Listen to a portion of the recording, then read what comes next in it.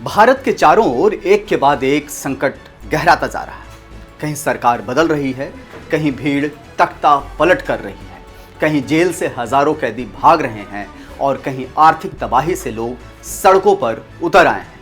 श्रीलंका में जो हुआ उसका सीक्वल बांग्लादेश में दिखा और अब नेपाल भी उसी राह पर चलता नजर आ रहा है। सवाल है कि भारत के पड़ोसी देशों में लगातार इतनी अशांति क्यों है और सबसे अहम, इसका असर भारत पर कितना गहरा होगा, क्योंकि पड़ोस में हलचल होगी तो फर्क भारत पर भी पड़ता है और बार बार पड़ता है।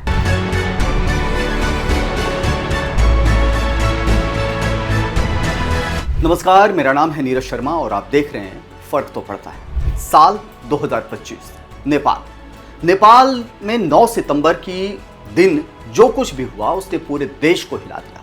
संसद से लेकर सुप्रीम कोर्ट तक सत्ता के सारे प्रतीक भीड़ की आग में राख हो गए। प्रधानमंत्री हो या राष्ट्रपति, जिनके हाथों में सत्ता की बागडोर थी, वे सिर छिपाकर भागते नजर आए और सड़कों पर उमड़ी भीड़ उन्हें खोजती रही थी। 2008 में नेपाल से राजशाही खत्म, लोकतंत्र आया, लेकिन स्थिरता बिल्कुल भी नहीं। पिछले 17 साल में 13 बार सरकारें बदली। सत्ता के खेल में जनता बार बार ठगी गई।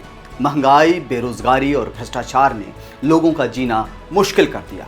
नतीजा ये कि अब जनता का भरोसा पूरी तरह टूट चुका है और गुस्सा संसद की चौखट से लेकर अदालतों की दहलीज तक पहुंच गया। नेपाल की तस्वीरें सिर्फ एक देश की अराजकता नहीं है, ये राजनीतिक अस्थिरता की कीमत है। जब सरकारें जनता का भरोसा खो देती हैं तो सत्ता के सिंहासन से उतरकर सिर छुपाने की मजबूरी आ ही जाती है और इतिहास यही बताता है। भीड़ जब फैसले करने पर उतर आए तो लोकतंत्र भी तख्ता पलट से नहीं बच सकता। इसके पहले बांग्लादेश, साल 2024, बेरोजगारी और सरकारी भर्तियों में भ्रष्टाचार के आरोपों ने स्टूडेंट्स को सड़क पर उतार दिया। शुरुआत शांतिपूर्ण विरोध से हुई, लेकिन धीरे धीरे हालात ऐसे बिगड़े कि पुलिस और प्रदर्शनकारियों के बीच हिंसक झड़पें आम हो गई। लाखों युवाओं का गुस्सा अब सिर्फ सड़कों तक सीमित नहीं रहा, यह गुस्सा सत्ता के गलियारों तक पहुंच गया।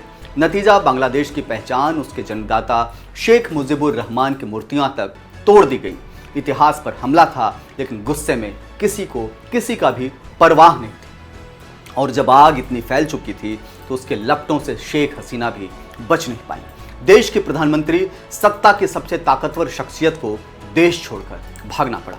यह तस्वीर साफ थी, जब जनता का गुस्सा भड़कता है तो तख्त और ताज दोनों गिर जाते हैं। और इसके पहले श्रीलंका, साल 2022, कर्ज का पहाड़ इतना ऊंचा कि चढ़ना नामुमकिन, विदेशी मुद्रा भंडार खाली, डॉलर खत्म, पेट्रोल से लेकर दूध पांव रोटी तक हर चीज आम लोगों की पहुंच से बाहर, महंगाई आसमान पर और जनता की सहनशीलता जमीन पर। भीड़ ने चेतावनी नहीं दी, सीधा राष्ट्रपति भवन पर धावा बोल दिया। कभी सबसे ताकतवर माने जाने वाले राष्ट्रपति गोटाबाया राजपक्षे अपना तख्त छोड़ अंधेरे में देश छोड़कर भागने को मजबूर हो गए। श्रीलंका की सड़कों पर वो तस्वीरें दर्ज हुईं जो इतिहास का हिस्सा बन गई। जनता राष्ट्रपति भवन के पूल में नहा रही थी, सोफों पर बैठकर टीवी देख रही थी और सत्ताधारी वर्ग के विलासितापूर्ण जीवन का पर्दाफाश कर रही थी। ये था दक्षिण एशिया का पहला बड़ा झटका, जिसने दुनिया को साफ संदेश दिया कि जब जनता का गुस्सा फूटता है तो सिर्फ सरकारें नहीं गिरती, बल्कि सत्ता की पूरी इमारत ढह जाती है। इसके पहले पाकिस्तान में भी कुछ ऐसा ही हाल नजर आया। पाकिस्तान वो पड़ोसी जो पहले से ही गहरे संकट में डूबा हुआ है। महंगाई 30% से ऊपर, हर रोज महंगा होता आटा, दूध, दाल, आम आदमी का जीना मुश्किल, रुपया लगातार गिरता हुआ और IMF से कर्ज पर कर्ज लेकर किसी तरह सांसें चलती अर्थव्यवस्था की। लेकिन मुश्किलें यही खत्म नहीं होती। आतंकी हमले लगातार बढ़ रहे हैं। खैबर पख्तूनख्वा से लेकर बलूचिस्तान तक गोलियों और बम धमाकों की गूंज रोज सुनाई देती है। ऊपर से राजनीतिक खींचतान ने हालात और बिगाड़ दिए हैं। एक तरफ इमरान खान, दूसरी तरफ पाकिस्तान की सेना और मौजूदा सरकार। यह खींचतान सिर्फ सत्ता की कुर्सी तक सीमित नहीं, बल्कि जनता की तकलीफों को और गहरा रही है। नतीजा यह है कि पाकिस्तान में लोग पूछने लगे हैं कि क्या रोटी मिलेगी या सिर्फ राजनीति की लड़ाई ही चलती रहेगी। यानी पाकिस्तान खुद को बचाने में असमर्थ दिख रहा है। नेपाल की अराजकता हो, बांग्लादेश का छात्र आंदोलन, श्रीलंका की टूटी अर्थव्यवस्था या पाकिस्तान का बिखरा राजनीतिक ताना बाना, तस्वीरें भले ही 4 अलग अलग देशों से हो, लेकिन कहानी एक ही है, पड़ोस जल रहा है। और फर्क पड़ता है अगर नेपाल में भीड़ संसद और सुप्रीम कोर्ट जला देती है। फर्क पड़ता है अगर बांग्लादेश में युवाओं का गुस्सा मूर्तियों तक तोड़ डालता है। फर्क पड़ता है अगर श्रीलंका में जनता राष्ट्रपति भवन पर कब्जा कर लेती है। और फर्क पड़ता है अगर पाकिस्तान में महंगाई और आतंकवाद लोगों को रोटी और जिंदगी के बीच चुनने पर मजबूर कर देता है। ये फर्क सिर्फ वहां के लोगों पर नहीं पड़ता, ये फर्क भारत की सरहदों तक आता है। सीमा से लगी सुरक्षा चौकियों पर सतर्कता बढ़ानी पड़ती है। तस्करी, आतंक और घुसपैठ का खतरा दोगुना हो जाता है और जियोपॉलिटिक्स की बिसात पर भारत को हर चाल फूंक फूंक कर चलनी पड़ती है, क्योंकि जब पड़ोस डगमगाता है तो उसके झटके भारत की धरती तक महसूस होते हैं।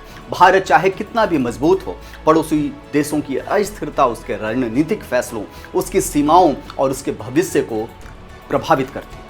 इसलिए सवाल ये नहीं कि नेपाल, बांग्लादेश, श्रीलंका या पाकिस्तान में हालात क्यों बिगड़े, सवाल ये है कि भारत को इस अशांति के बीच अपनी नाव कैसे संभालनी है। क्योंकि तूफान चाहे पड़ोसी के आंगन में उठे, लहरें हमारी चौखट तक आ ही जाती हैं। और यही वजह है कि फर्क तो पड़ता है, बार बार पड़ता है। ऐसे में हमें सावधानी और सतर्कता बरतने की खास जरूरत है। आप क्या मानते हैं, कमेंट करके जरूर बताइएगा।